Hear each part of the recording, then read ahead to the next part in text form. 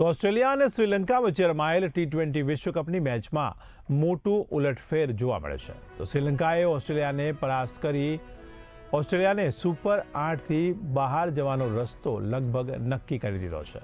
ત્યારે ઓસ્ટ્રેલિયા સતત ટી20 વિશ્વકપમાં અગ્રેસર ટીમોમાં સ્થાન મેળવ્યું છે. ત્યારે આ વર્ષે ઝિમ્બાબ્વે અને શ્રીલંકા સામે મેચ હારી જતા ઓસ્ટ્રેલિયાની સફર હવે અહીં પૂરી થઈ શકે છે.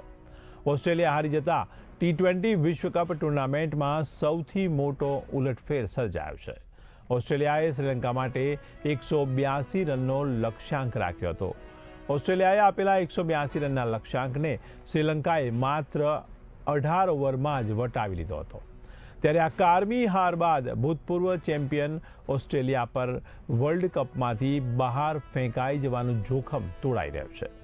કારણ કે ગ્રુપ બી મેચમાં 3 મેચમાં માત્ર 1 જીત સાથે કાંગારૂ ટીમ હવે પોઈન્ટ ટેબલમાં 3જા સ્થાને ધકેલાઈ ગઈ છે.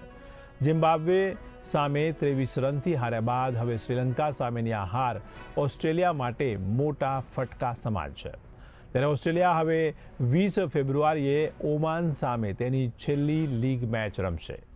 સુપર 8માં પહોંચવા માટે ઓસ્ટ્રેલિયાએ માત્ર આ મેચ જીતવી જ નહીં પરંતુ ઝિમ્બાબ્વે અને આયર્લેન્ડ વચ્ચેની મેચના પરિણામ પર પણ નિર્ભર રહેવું પડશે.